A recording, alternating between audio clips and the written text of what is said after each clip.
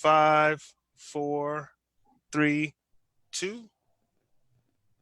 Good morning, Lord. I thank you for all your blessings, Lord. This world is in chaos. We're coming together to talk and try to sort some of these things out, even in our own hearts and minds, Lord. So I ask that you would be in the midst of this conversation today. Thank you for our guest, David Person. I thank you for our team, Claudia. I thank you for the blessings that you've given us and for sustaining us. And now, Lord, as we go through this program, we ask that you would bless all the viewers and the listeners and just give us peace, Father. Amen. Amen.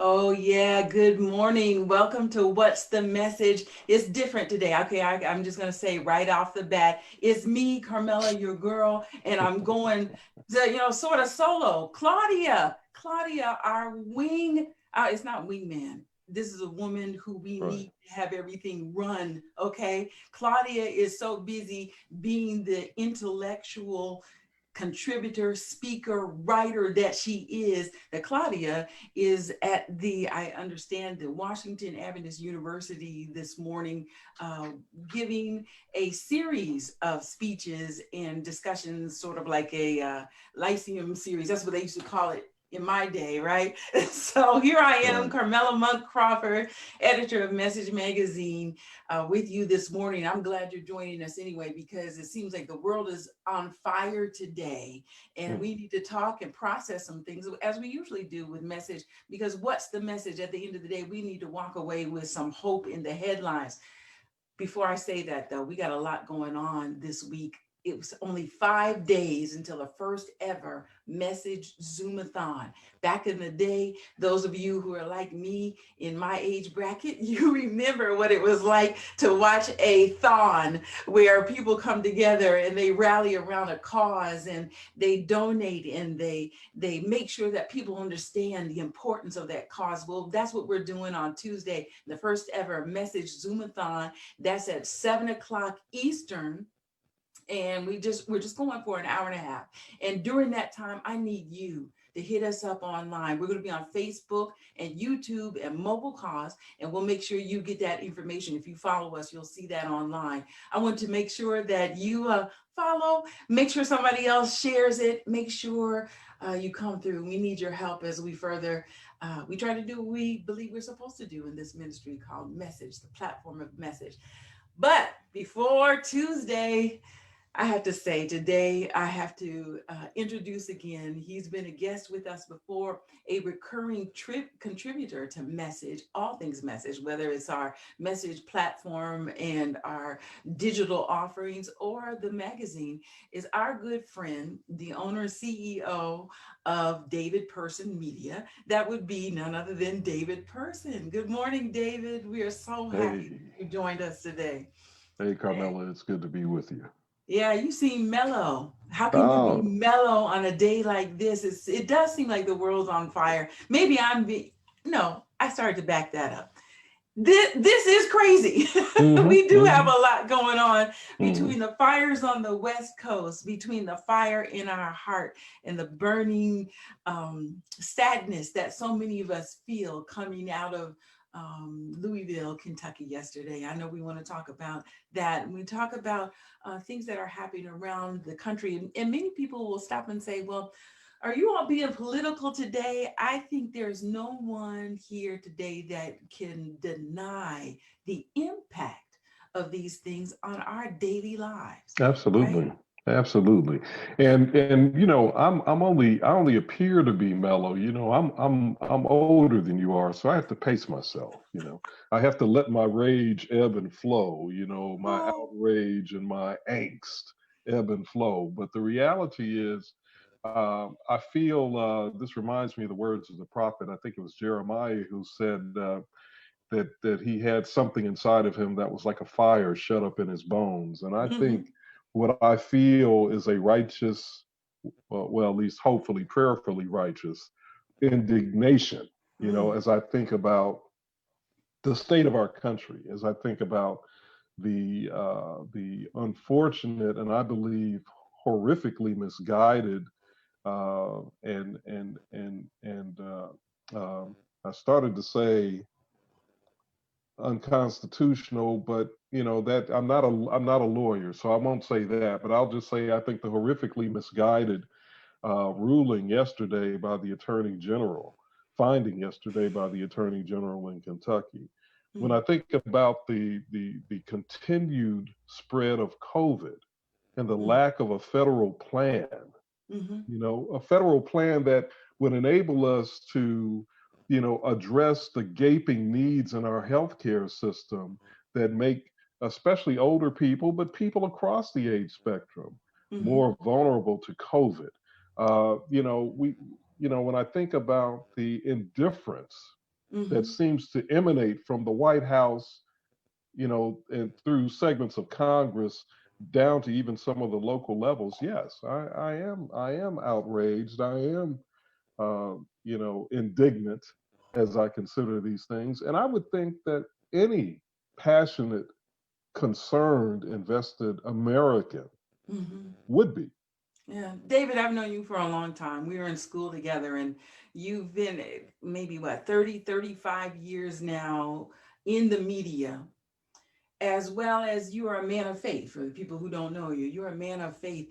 How do you gauge on a scale of 1 to 10, how do you gauge the level of intensity of where we are right now in terms of, as you've observed it over these couple of three decades? So, as you said, I've been in the media for over 30 years, from local radio to national radio through National Public Radio and Public Radio International, writing for USA Today and Tom Joyner's BlackAmericaWeb.com column. I wrote columns for them, and being on the editorial board of the Huntsville Times, the local newspaper here in Alabama where I am. All of these experiences, watching closely, being paid to watch society, to watch the evolution of culture, to watch the ways that politics intersects with culture and society. All of these years have passed. Yeah. And I gotta say, Carmela, that I've never seen anything like this. We're in a unique period.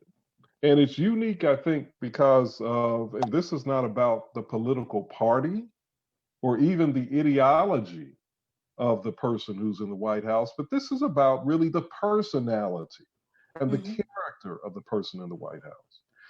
That personality, that character, and I don't care if the person was black or white or Democrat or Republican, liberal or conservative, anybody who would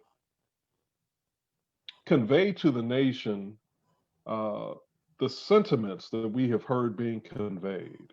Whether it's the disrespect of military heroes and people who have sacrificed their lives, whether it's the flagrant and reckless communication or miscommunication of information related to COVID-19, whether it's the proclamation that he made this week that suggested that he was contemplating the idea of eliminating a segment of the voting process, the ballot process, the mail-in process, so that he could ensure a continuation of his presidency.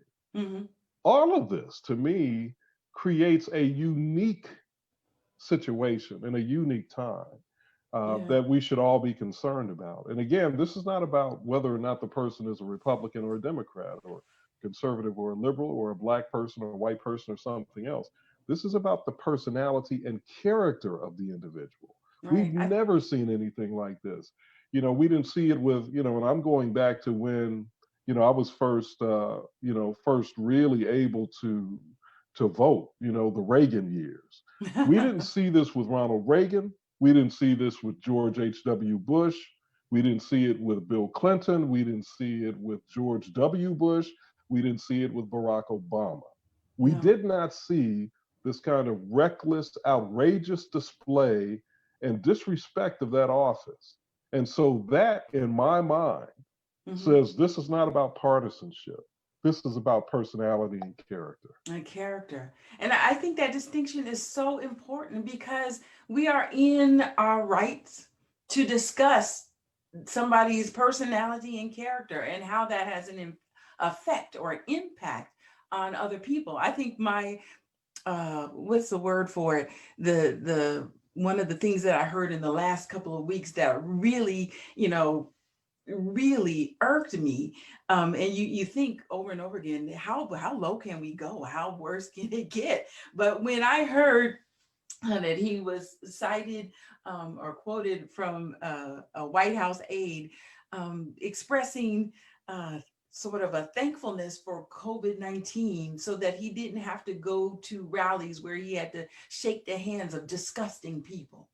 That sentiment is disgusting to me. And it's sad. It's sad where we are, but I want to move past this and I want to break down a couple of things like this. And if you can move past, I'm not really trying to move past. And if you're watching today or you're listening to what we're doing and you've got some things on your heart, I want you to share and hit us up on Facebook. What is it that's getting you right now? And how are you making it through this time? Because I think that's important for us to break this down.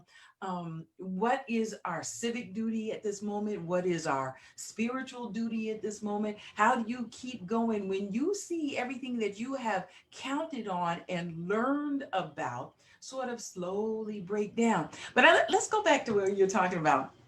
I thought I'm smiling to keep from crying because I have never in my lifetime thought that in the United States of America, we would have a leader who would not commit to the peaceful transfer of power should he not be reelected. I have never heard that in my lifetime.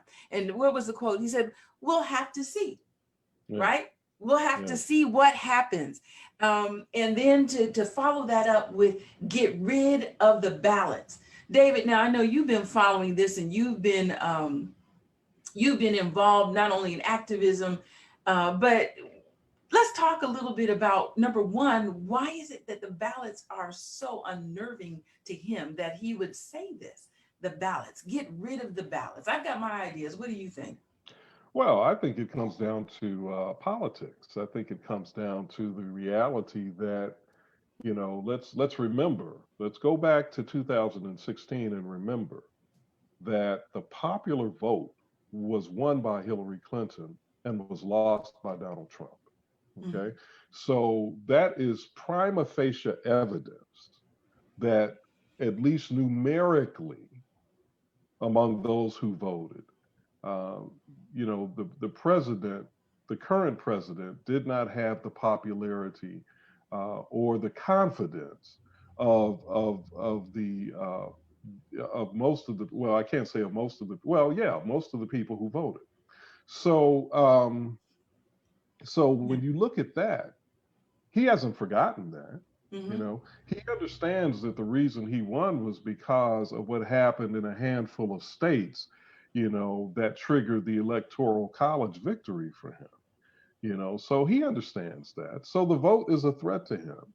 And he also understands that from a polling standpoint, he has not been able to break, I think, past the 40% threshold in terms of polling. So he understands he's underwater when it comes to popularity in this country. So his goal is not to, politically, strategically speaking, his goal is not to try to win over a majority of Americans. He's lost the majority. He never had the majority of voting Americans, and polling shows he doesn't have the majority of polled Americans. So the only strategy that will work for him is to ensure that he turns out as many of those who support him for whatever reason. And there are a myriad of reasons, and not all of them are evil in my mind, but they certainly are reasons I don't agree with. Mm-hmm. But he's got to maximize those folks while suppressing or Mm-hmm. minimizing those who would vote against him. And so, he's the throwing out the mail-in ballot is one way that he thinks that will happen, even though the irony is he himself mails in a ballot. He and Yes. his wife both mail in a ballot. So that's a little strange and there's a twisted, demented irony there, but nonetheless.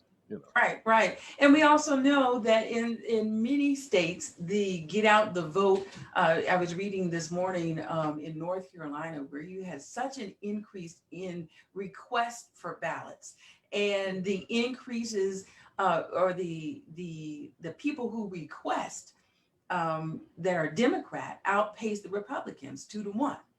And so when he says, and it, I think he believes, or I think what we really know is that, yes, you recognize that this for you is what you will have to acknowledge is your Achilles heel. People will come, it will come out. But I think, David, the thing, well, and I should say before I move on, I was going to ask you something else, but this is probably why, or not just probably, this is a big part of the Supreme Court discussion. As you see today, Lindsey Graham is talking about, we will accept whatever happens if that's what the Supreme Court says. And so, hey, people, we've gotten to the point where even our leaders are saying that the presidential election is not the end all, whether it's through the vote of the people or through the electoral college selection. What they are saying is we're moving the ball beyond that. We have to go to the Supreme Court of the United States to make sure that this election is valid, or somebody has to call it, which I think is a very significant statement. Well, I think it's significant in its cynicism and in its level of anti-patriotism and anti-Americanism, and that is because what they're really saying is they are already sowing in the minds of people that this system is flawed and that this system can't be trusted because and they're doing it without presenting any evidence. They're just throwing it out there. They're just wild allegations and accusations without any substantive proof of anything. So they're sowing seeds of fear, distrust into the pre-voting and early voting process, and they are psychologically preparing people for the fact that no matter what happens, well, let's not say that no matter what happens, because if there is a Trump, if by some strange twist of fate, and I say strange, but it may not be that strange at all, if there's a Trump, a decisive Trump victory, then of course there isn't going to be any talk about the Supreme Court. Right. But if there isn't a Trump victory, he's basically saying automatically, we're going to the Supreme Court.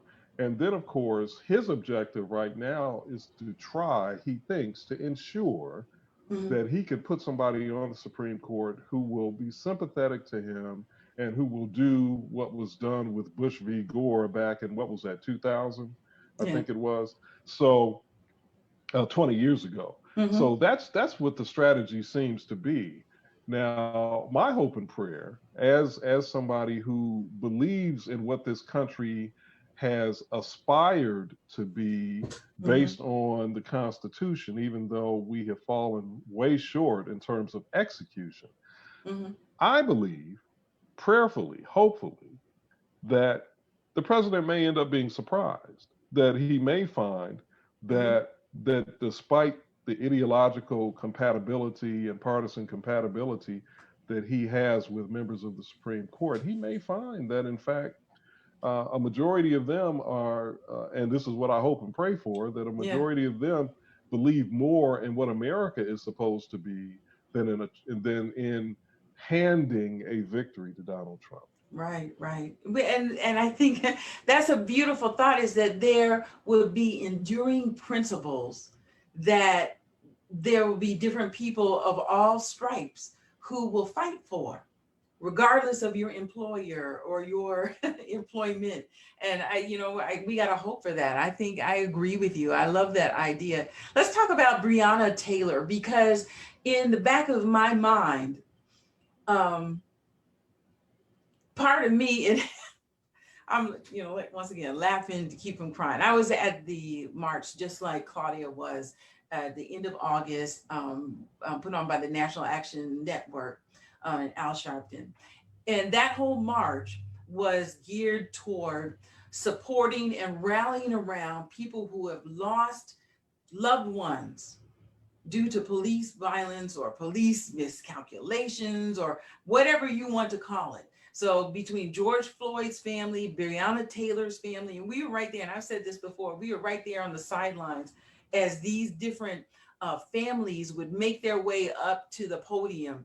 And so you would see large numbers of people in George Floyd t-shirts that said 846, right? For the number, the minutes and seconds that the police officer knelt on his neck, and we watched that murder in real time.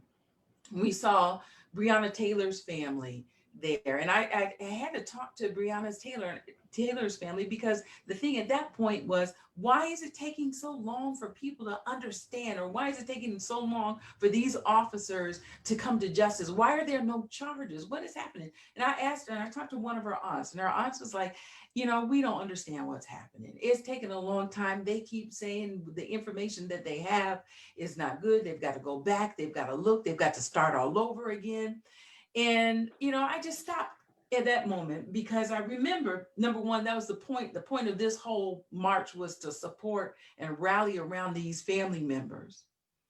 And the to rally around the family members. And our cover story for Message this September, October issue, I know this is a long statement in question, but here, bear with me. The cover story features Lucy McBath, Congresswoman Lucy McBath. And in her story, she was the one that lost her son due to being shot by a man who didn't like the way the boys in her son's car were playing music too loudly, right? And at that point, I'm getting all this to get to this one little line.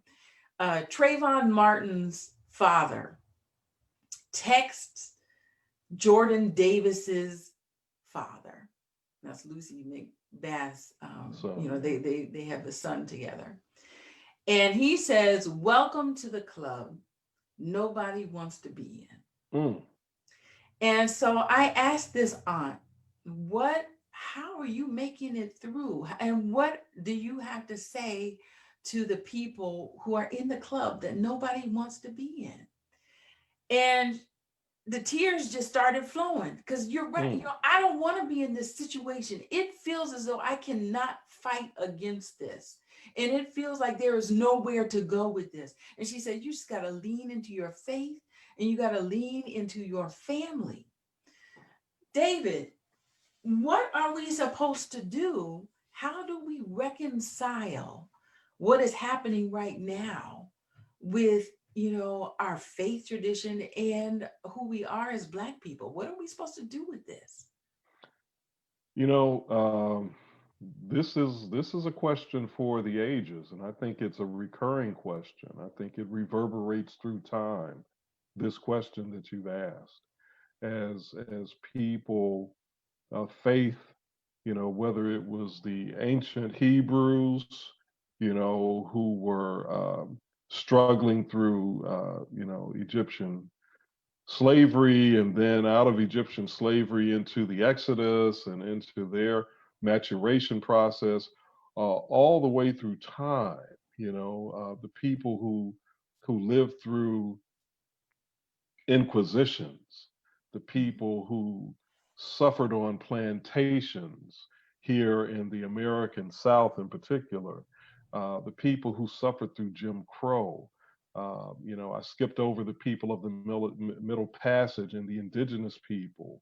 I think people have been crying out to God however they have conceptualized God, or by whatever name they've called God, for millennia, Yeah. asking this question: what are we supposed to do in this time of crisis?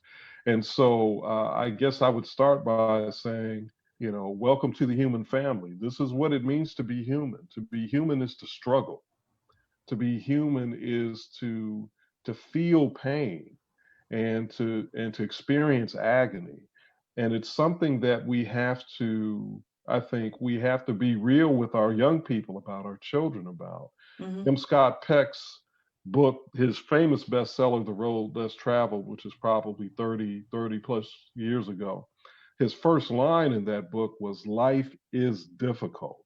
Mm. And I think that is an undeniable truth, that no Hmm. matter how beautiful our experiences are, no matter how wonderful our experiences can be, fundamentally, Hmm. life is difficult. So what do we do? I think we speak to God honestly. I Hmm. think we talk to God honestly. I think we take him our rage, no matter how profane. I think we take him our agony and our hurt, no matter how visceral it is. Mm. I think we take God, we say to God, with full transparency and honesty. I think we say to God what we feel, Yes. how we feel. I think we cry out.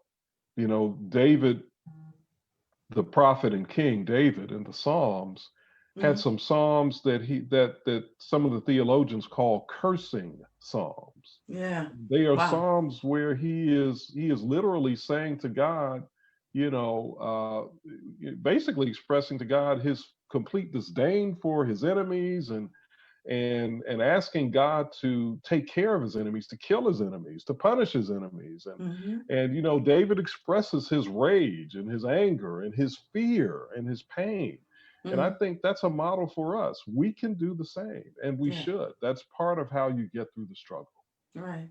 I was just thinking about this while you're talking, and this goes or applies to the previous discussion regarding what's happening with our presidential administration, is that the one thing we cannot do is to dissolve away in our grief. Unfortunately, we do not have the luxury of doing that.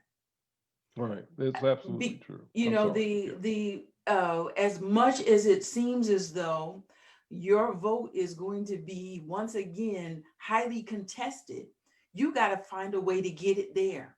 And as much as we feel as though we lose out when it comes to appealing to government for justice for our people, we can't stop that. I'm thinking today, I was on I see one of my good friends, Alva Johnson, was online. We were on a panel discussion last night talking about the five freedoms and our ability to one of the things guaranteed in the First Amendment of the Constitution is our ability to appeal to the government, to redress our grievances.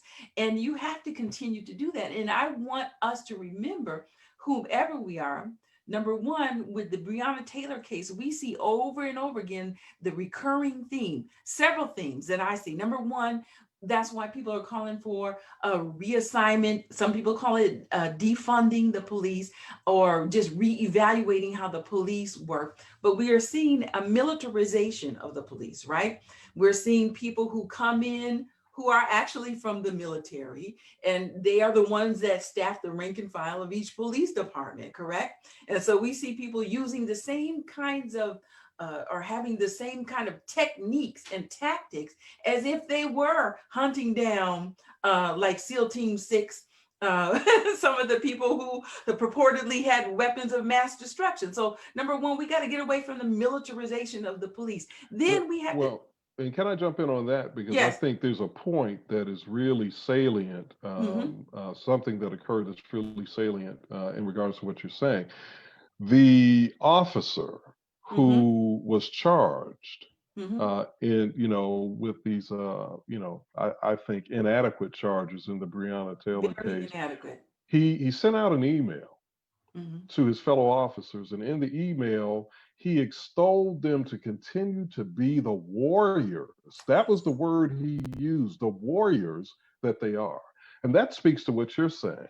Unfortunately, there's been a mindset that has crept into policing. Maybe it's always been there. Some people argue that policing has been flawed from its inception because, because policing was really utilized in the very early in its beginnings to capture runaway slaves.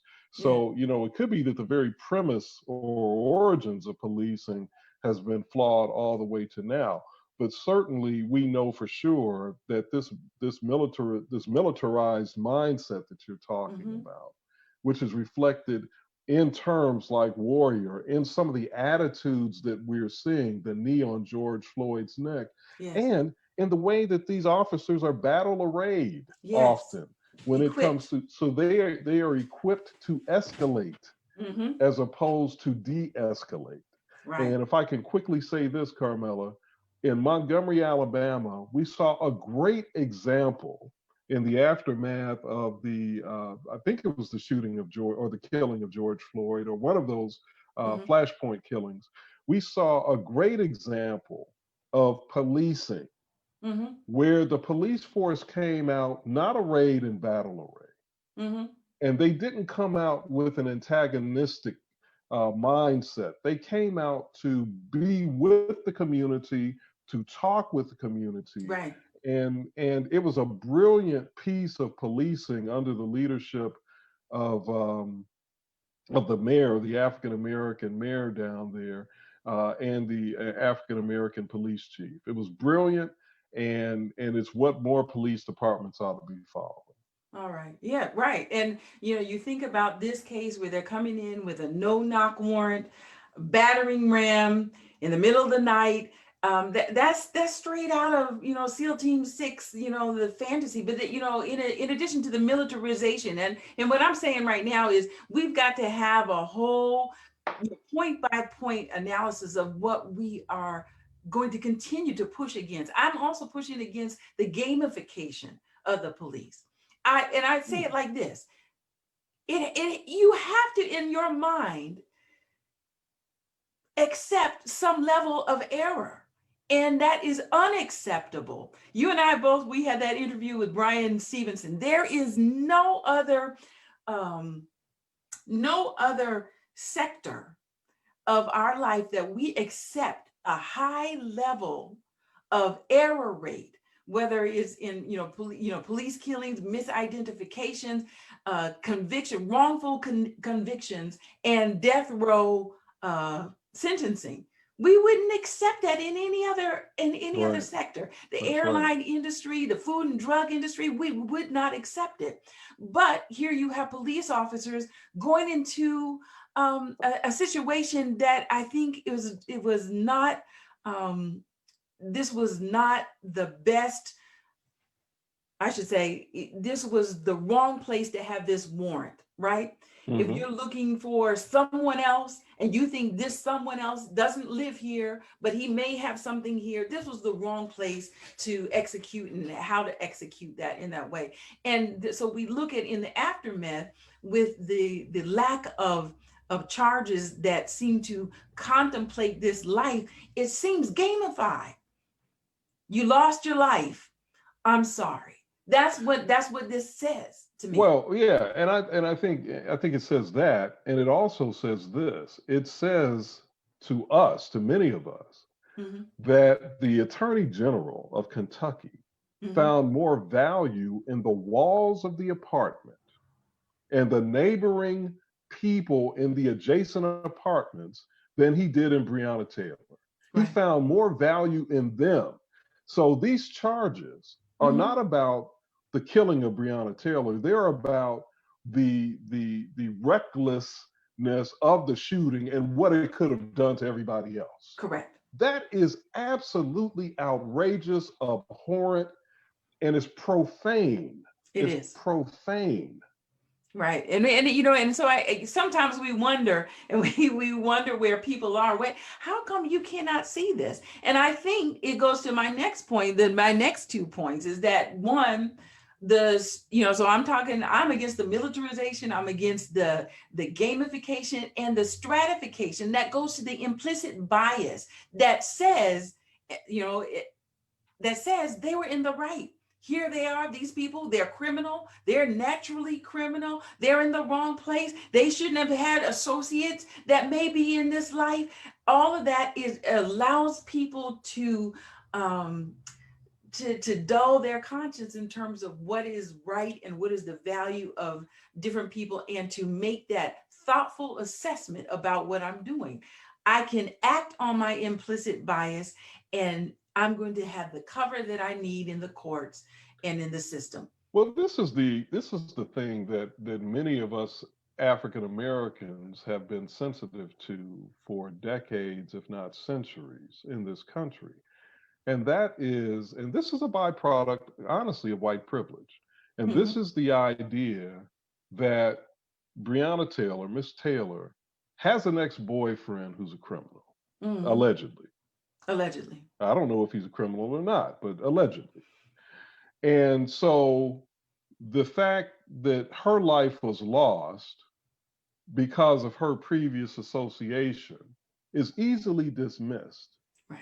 Yet I guarantee you that those police officers have relatives or friends who Mm-hmm. are dicey, who are dubious, who are shaky, who may have some criminal, whether even if it's something as benign as marijuana smoking Right. or DUIs or whatever. And that's not looked at the same way. It's Mm-hmm. not looked at the same way. So there's this dichotomy that we've seen in our society where white people often, and it's not just white people, it's also people with other forms of privilege and power. Right. But we know that in this society that often, boils down to race, but it can also be gender and other things. Mm-hmm. People with privilege and power are given a benefit of the doubt and given an allowance Mm-hmm. that others are not. Right. And that's what we see here. That's what we see here. David, the last thing that I noticed, and this once again ties back to the previous conversation, because I recall conversations that I've had with people who are Christian, people who believe as I do, and had not seen the value of discussing a story that emanates from police violence or vigilante violence, such as in the case of Trayvon Martin. And for me, I see so clearly, and I wonder what you think about this. I see so clearly that, especially for a faith tradition or that faith heritage that comes like mine, if you're waiting for the shoe to drop, for certain rights to go up in smoke, you don't need to wait. You don't need to look for a certain eschatological, I can't say that word today. Eschatological scheme to realize that what is happening with Black people today is the canary in the mine for things to come.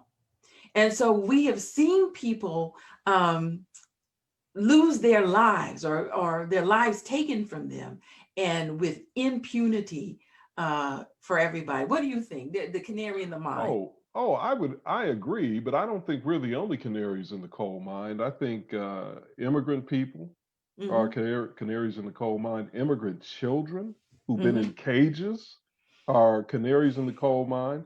I think people who have been vilified by society and sometimes criminalized because of their religion. I think those folks are canaries in the coal mine. I think that people in the LGBTQ community are canaries in the coal mine based on how society has treated them and some of the laws and political responses to, their existence and their choices. So I think we're not alone in the coal mine. I think right now we're just perhaps bearing along with undocumented immigrants. I think we are bearing the brunt of it together right now at this particular moment in American history, African American people and other people of color, especially brown people, and undocumented immigrants, especially brown undocumented immigrants, brown and black undocumented immigrants. I think we are bearing the brunt of it right now. Yeah. Absolutely. Yeah. And so this idea of, as you said earlier, and let's just put it on the table fully and clearly. We're talking primarily about Seventh-day Adventist eschatology, since we're both Seventh-day Adventists, and Mm-hmm. but other denominations, Christian denominations, have their own eschatology as well, in which the diminution of rights is a part of that. Yeah. And I would say, just like you said, it's happening right now. And what is the old saying? There's an old saying, and I don't have it exactly right, but it's something like, they came for the Jew, but I didn't Yeah. say anything because I wasn't a Jew. Then they came for somebody else, but I didn't say anything because I wasn't that kind of person, and on and on. And then eventually, and of course, this is the creeping compromise of evil and fascism and authoritarianism that's happening in our society. And so we're moving to a place where eventually, and the tone, and again, I go back to the character and personality of the current occupant of the White House. All of this sort of sets the tone for what we're talking about. Right. It does. Well, and I wanted to talk a little bit about Ruth Bader Ginsburg, but I don't have but so much that I can say. What is sad about the time that we're in right now is that her life, her legacy, and her work is going to be eclipsed by the battle that is sure to come surrounding the confirmation of a replacement of that vacancy on the Supreme Court. I was one that recently, and as someone who is gone to law school and respected the work, the body of work, and everything that she stood for, it is such a tremendous loss. There are some definitely very interesting stories about Ruth Bader Ginsburg that I would encourage people to go back, even take a look at the movie Basis of Sex. I don't know if you've seen that. But this little lady was so tenacious, and by little lady, I'm not trying to diminish her at all. What we saw is a powerhouse, a thinker, an intellectual, and someone who, when just as a point of interest to me, I saw it was a very interesting in her life that when she was in school, she was helping her husband and doing his work and her work because he was injured. That's right. That's who she was. She was helping. And so she was the only woman in her, or one of very few women in law school at that time. And she was handling it and then took on her husband's own work. So what a loss for us at this time. It seems clear that whatever were her last wishes would be disregarded. And I don't know what you want to say about that, David, but we watched part of the services yesterday and saw those scores of law student, or I should say interns, that would work and write and research for her, line up there to show her honor. What do you think? I think she was a great woman. I think she is a great example of how tenacity and focus and courage can make a difference. And I think that part of her life is especially valuable and meaningful today, because it is very easy in this environment to get tired. It's very easy to get weary, to get discouraged, to sink into disbelief, to lose hope. Yeah. And I think we've got to understand, and this is a paraphrase of what I think the great rapper, singer, Talib Kweli was talking about. But, life is a beautiful struggle.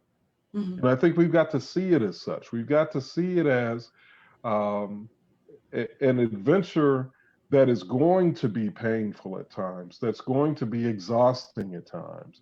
But we have to continue to engage. We have to try to see beyond what's in front of us and see the great ideal Mm-hmm. of love and justice, the things that the ancient prophets talked about in the Bible, the things that more modern prophets have talked about, you know, Yes. like Dr. King Mm-hmm. and some of the other icons of the civil rights movement Right. and of current movements. I think we have to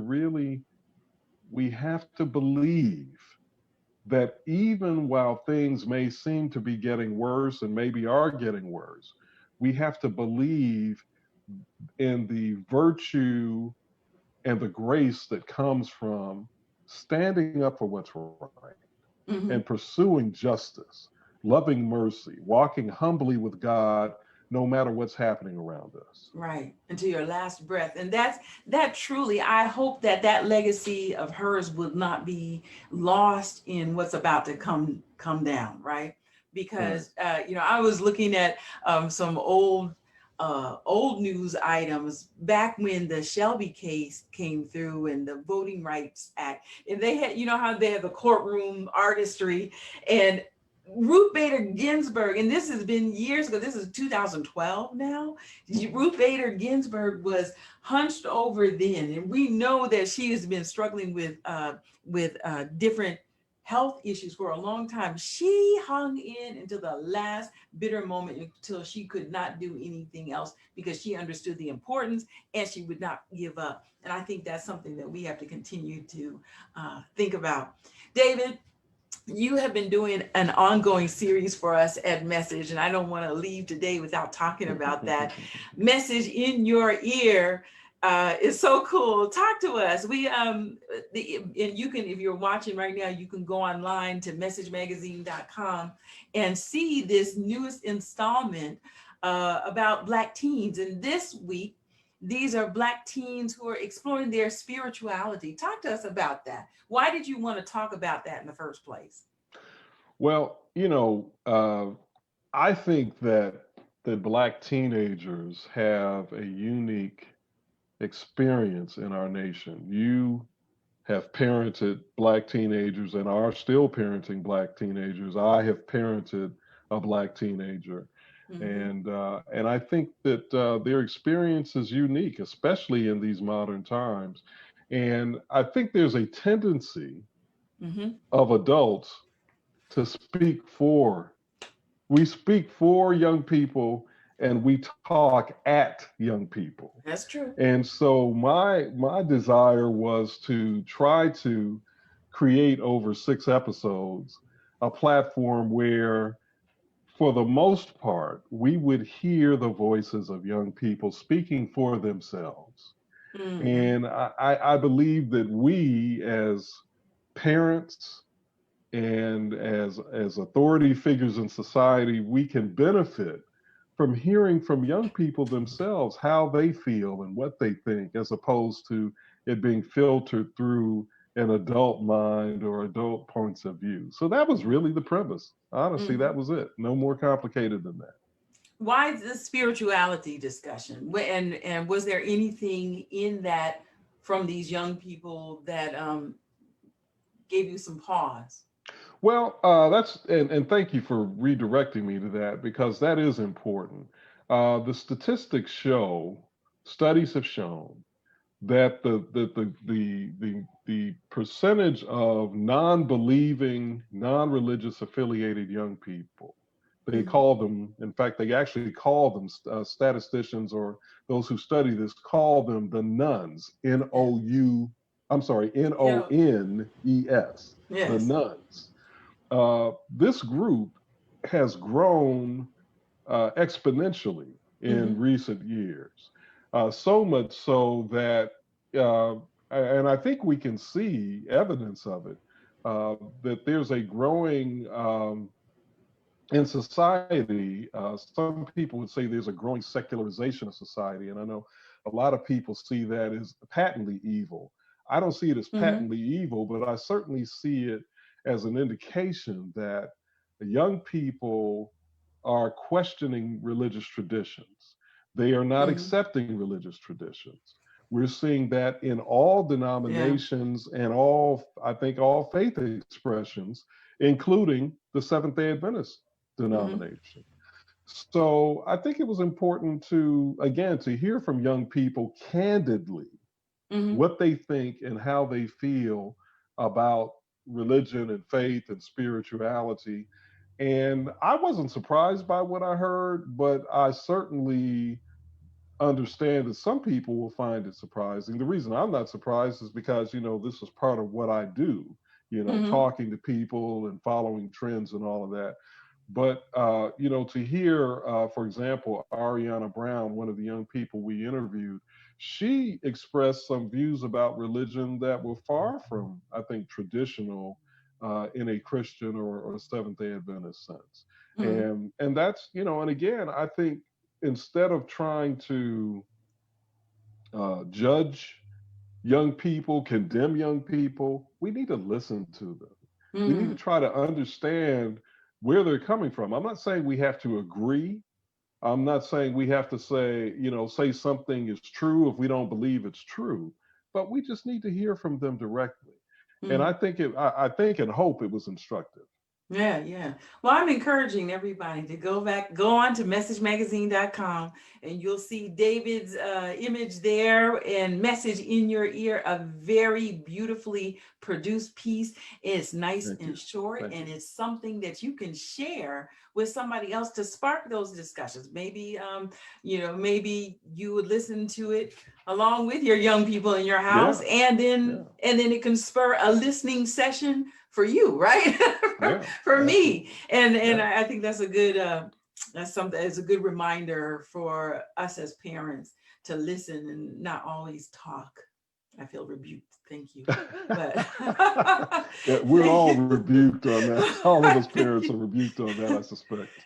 Oh, David, I appreciate you joining us today for What's the Message? We never leave without taking a moment to explore the hope in the headlines. And you've certainly threaded that throughout our discussion as we talked about what's happening, obviously from the president all the way through the Breonna Taylor case, through the loss of another icon of rights or defender of rights today, and all the way through just what could be the conversation that's going on in our homes. Talk to us about where you find hope in the headlines as we get ready to wrap up this morning.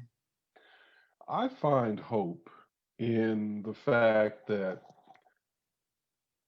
young people, I think, first of all, are demonstrating that they don't let racial lines and some of these other artificial lines that exist between human beings, they don't let these things prevent them from standing together and moving forward in crying out against injustice and calling for fairness and justice.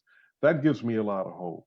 Mm, As I participate in protests, as I watch protests, I see people of all races, of all ages, and of a variety of other displays of humanity, yeah, all there, yeah. together. And I find hope in that. I think that is godly. I think that is the whether or not each individual believes in God as I do or not. Mm-hmm. I see it as godly because I think it is God, it is innately godly to Mm-hmm. call out for justice. It is innately godly to love your fellow human being, regardless of race or religion or gender preference or sexual identity, et cetera, et cetera. I believe that is all godly. God Mm-hmm. is love. God Mm-hmm. is love. And so I find hope in this. I find hope in those unified displays. I find hope in people who are not afraid to Mm-hmm. speak truth to power, Yeah. who are not afraid to say, yes, I'm a Republican, or yes, Mm-hmm. I'm a conservative, or yes, I am white, but Mm-hmm. but I see in the character of this president and in the personality displays of this president things that are disturbing, things that don't match up with my understanding of who God is and what love is and what the Bible talks about. Right. You know, I think, you know, I find hope in people who are not afraid to stand up and say that it is absolutely unconscionable that immigrant children were put in cages, that immigrant children were separated from their families. I find courage and hope in people who are not afraid to say that a Black woman sleeping in her bed, that her life has value, and that government and those who were acting on behalf of government, you know, as law enforcement officers, that they have to be held accountable, completely accountable for the loss of the taking of her life. This was an innocent person, completely innocent. But even if she was guilty, Right. even if she was guilty, the way in which she was killed was unjust. Yeah. We have devalued life to such a degree that we sometimes even excuse or try to excuse the taking of life by attributing or ascribing some sort of immorality or criminality to a person. Right. When no, that doesn't excuse the way their life. People are entitled to due process. That's a constitutional principle. Imagine People that. are entitled to a trial by a jury of their peers. We seem to have forgotten all of that. So Right. God help us, and I'm thankful for the people that stand up for those principles. Oh, David, you know, you actually did give me some hope today. Well, good. A little courage to keep on fighting, and this justice and this fight and this call for justice is going to be on loop. We're not going anywhere.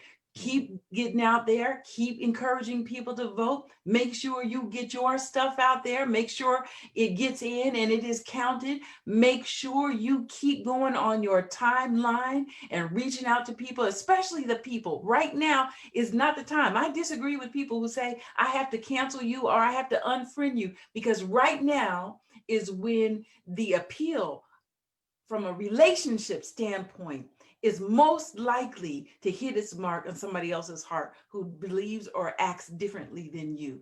Now is the time to keep that conversation going, keep the grace flowing, keep talking and working. Well, that's it for us today regarding what's the message. I have to remind everybody today that it's just 5 more days until our first ever Message Zoomathon. And Message has been around, as you know, for more than 120 years. I believe that God has preserved this ministry because there is something that needs to be said that is not being said through other platforms.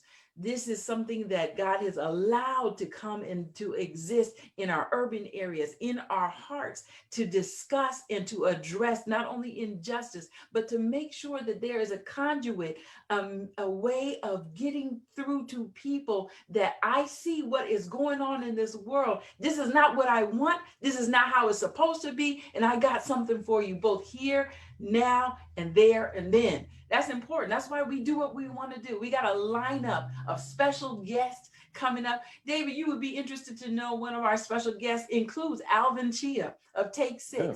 Because Benny has a wonderful story to tell, and he did tell a story. You told me a story very quickly about a friend of yours who was in Cuba. Take Six was in the amazing singing group, and their legacy. Take Six was appointed by the United States government to go to Cuba to be ambassadors, and they broke open that door there with love and grace. And so that's a story that you're going to hear when we have our Zoomathon Tuesday evening, 7 p.m. Eastern to 8:30 p.m.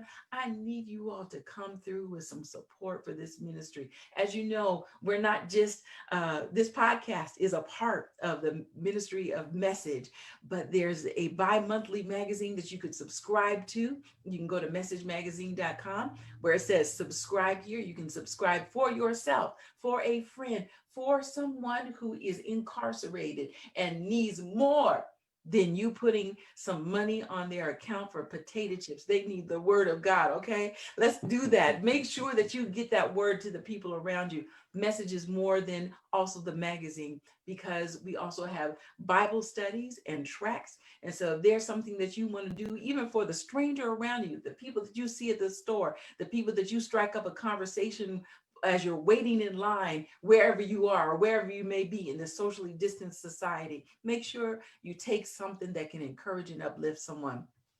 Don't forget to join us next week. I thank you. What's the message? As always, we'll be back next week with Claudia Allen, who we missed today. But thank you so much for joining us. Next time, next week, what's the message? Claudia, I think the one other thing that we have to remember, our behavior is definitely influenced or impacted by, like, I'm a Seventh-day Adventist, and we know that we're excited that with the powers of Zoom and the like, we can still the eating of certain animals. Headline: I am your host, Claudia Allen. This is my chief executive. Right. So many churches are actually 80% of the affiliates, ABC affiliates here in the United States, picked it up. Not telling the truth and going back to let's just dip this water up. Issues, and so we live our lives working. If you think about Brother from another mother, the pastor Richard Berg, and I'm telling you, we handle the heavy stuff. We do the heavy stuff.